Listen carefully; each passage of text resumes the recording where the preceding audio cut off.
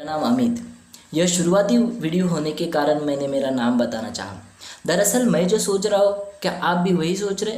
पता नहीं, शायद हो सकता है। तो शायद शुड भी इन शब्दों की वजह से ही हर बात की दूसरी ओर के जो आयाम हैं वो निकल कर सामने आते हैं, और तभी हमें पता चलता है कि हम जो सोच रहे होते हैं उससे भी परे कुछ है। इन शब्दों की वजह से ही खोज की जो बुनियाद है वो भी टिकी हुई है, क्योंकि हर सवाल का अगर एक ही जवाब होता तो शायद ये दुनिया रुक सी जाती दिखाई देती। तो चलो खैर यही से शुरुआत करते हैं। जॉर्ज वॉशिंगटन कार्वर करते हैं कि always remember, start where you are. आप जहाँ पर हो वहीं से शुरुआत कीजिए। यूज दैट यू हैव, आपके पास जो भी है उसी से शुरुआत कीजिए और कुछ नया और अलग बनाने की कोशिश कीजिए। पर always remember, never be satisfied, but कभी भी संतुष्ट नहीं रहना चाहिए। हालांकि ये बात वो ज्ञान के संदर्भ में कहते हैं, पर हाँ, अगर रुक जाते हैं या संतुष्ट हो जाते हैं तो ये खुद रुक जाना या संतुष्ट हो जाना ये अपने खुद के लिए भी एक रुकावट का संदेशा है। इसीलिए कभी भी संतुष्ट नहीं रहना चाहिए। यही बात दिमागी खोज के लिए भी आवश्यक होती है, क्योंकि सवाल आना मानवीय मस्तिष्क को विकसित करता है। अगर सवाल नहीं आता तो शायद उस समय न्यूटन ने पेड़ से गिरा हुआ सेब है वो कब का खा लिया होता। इसीलिए सवाल आना बहुत ज़रूरी है। सवाल आना इंसान को ज़िंदा रखते हैं और यही एक लक्षण है ज़िंदा होने का। इसीलिए सवाल आना बहुत ज़रूरी है।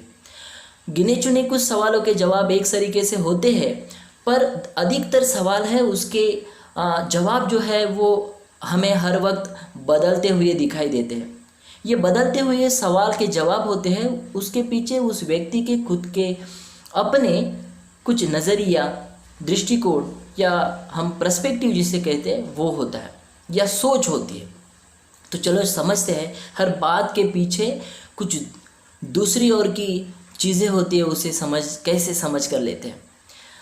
आप सभी ने महाभारत देखी होगी या महाभारत की किताब है वो भी पढ़ी होगी। मेरे पिताजी, मैं जब छोटा था उस समय कहानियाँ इसमें से कहा करते थे। तो उन्होंने एक बार मुझे अर्जुन और कर्ण की आखिरी युद्ध की कहानी सुनाई। वो कहते हैं कि कुरुक्षेत्र में युद्ध भूमि पर एक तरफ अर्जुन है और एक तरफ कर्ण है। कर्ण के जो सारथी है वो शल्य है और अर्जुन के सारथी कृष्ण है। सामने आ रहे हैं। कर्ण जब अर्जुन के ऊपर बाण मारते हैं तो अर्जुन का रथ है वो केवल 7 फीट पीछे सरकता है, लेकिन अर्जुन जब कर्ण के ऊपर बाण मारते हैं तो कर्ण का जो रथ है वो 21 फीट पीछे सरकता है। तो बताओ इसमें से कौन श्रेष्ठ है? उस समय मैंने जवाब दिया था कि अर्जुन। उसमें कोई दोहरा नहीं है। आप भी बता सकते कि अर्जुन ही हो सकता, क्योंकि ये 21 फीट पीछे जा रहा है कर्ण। पर वो बोलते कि रुको। उन्होंने उस समय मुझे कहा कि सोचो एक बार सोचो कि कर्ण है और उसका सारथी है, दूसरी तरफ अर्जुन है।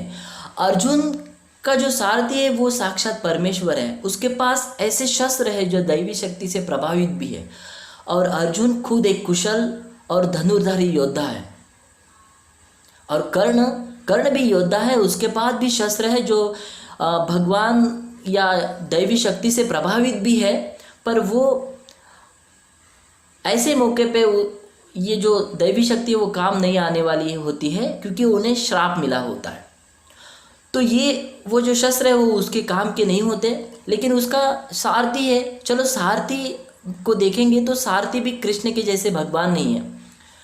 तो यहाँ पे 3 शक्तियाँ हैं, लेकिन यहाँ पे सिर्फ अर्जुन है, कर्ण है जो जिसके पास केवल उसका जो कुशलता है युद्ध में वही है। तो अगर आप देखेंगे तो उन्होंने मुझे कहा कि शायद उनके हिसाब से अर्जुन का रथ है वो जगह से हिलना ही नहीं चाहता, क्योंकि उसके पास 3 शक्तियाँ हैं। और ये सामान्य है, उसका सामान्य क्या रथ 21 क्या अगर 50 भी फीट पीछे जाता है तो उसका कोई मतलब नहीं बनता। मेरे मन में भी उस समय कुछ ऐसे तारे चमक उठे। मैंने सोचा बात तो सही है, क्योंकि ये जो बात है ये दूसरी ओर की बात है। हालांकि हमें कुछ अलग ही पता होता है। ये जो मैंने दंत कथा कही, ये उन्होंने दंत कथा के तौर पर उनकी सुनाई कहानी मुझे बताई। अगर ये देखेंगे महाभारत में तो शायद नहीं दिखाई देती। लेकिन हाँ, एक बात तो जरूर है, क्योंकि अर्जुन ने जब कर्ण को मारा है, ऐसे समय पे मारा है जब कर्ण के हाथ में कोई भी हथियार नहीं है। तो आप भी सोचिए, एक धनुर्धारी होने का और उस होने के बावजूद ऐसे करना, ये उनके लिए सही था क्या? चलो, दूसरा उदाहरण ऐसा है कि आप सभी ने इतिहास की किताब देखी होगी।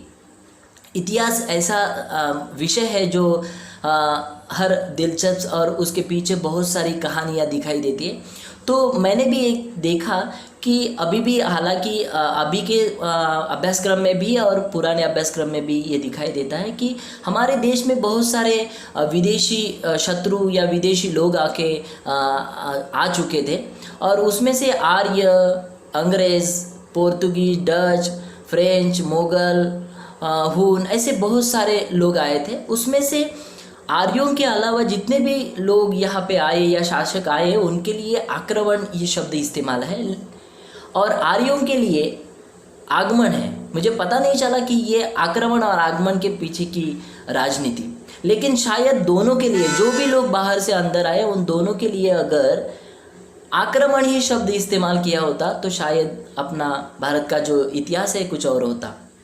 चलो, तीसरा उदाहरण आपके लिए, ये जो आपको दिख रहा है, ये कुछ लोगों के लिए 9 हो सकता है, कुछ लोगों के लिए 6 हो सकता है। अपनी अपनी सोच है, लेकिन दोनों भी अपने अपने जगह पर सही है। लेकिन हर दोनों ने भी दूसरे और शायद 9 हो सकता है या शायद 6 हो सकता है, ये सोचना बहुत ज़रूरी होता है। ऐसे अनेक उदाहरण हैं। इसका मतलब है जो मुझे दिख रहा है वो आपको दिख रहा है, ये दिखाई देना भी है, ऐसा ज़रूरी भी नहीं है। पर हाँ, उस और कुछ हो सकता है, ये सोचना ज़रूरी है।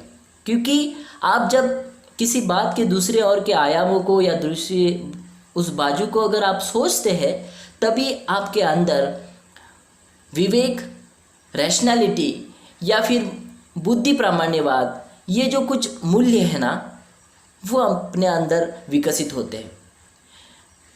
और फिर ये जो हमारे आसपास या देश में जो सांप्रदायिक दंगे होते हैं, उसको रोकने के लिए या कम करने के लिए इसी मूल्य की ज़रूरत होती है, ऐसे सोच की भी ज़रूरत होती है।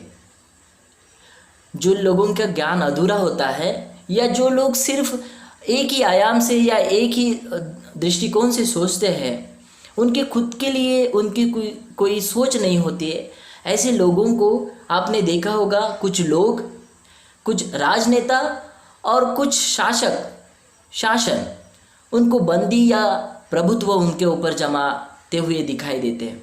तो इसीलिए हर वक्त हमें अच्छा और बुरा, इन दोनों के बीच वाला फ़र्क हमें समझना ज़रूरी होता है। चलो, हम अगर ये अच्छी और बुराई समझने के लिए कब समझेंगे? क्योंकि हम दूसरे और जो बातें हैं वो अगर हम अच्छे तरीके से देखेंगे, क्योंकि हमें हमारे देश को अखंडता में बांध कर रखना है। ये जो सांप्रदायिक मुद्दे जो होते हैं, दंगे फसाद, उसको दूर रखकर भारत को एक संघ बनाना है। और हम तो यही चाहते हैं, क्योंकि भारत को हमें धर्मनिरपेक्ष, समाजवादी, संपूर्ण प्रभुत्व संपन्न देश, लोकशाही होगा, गणराज्य होगा, ऐसे देश का हम उम्मीद करते हैं।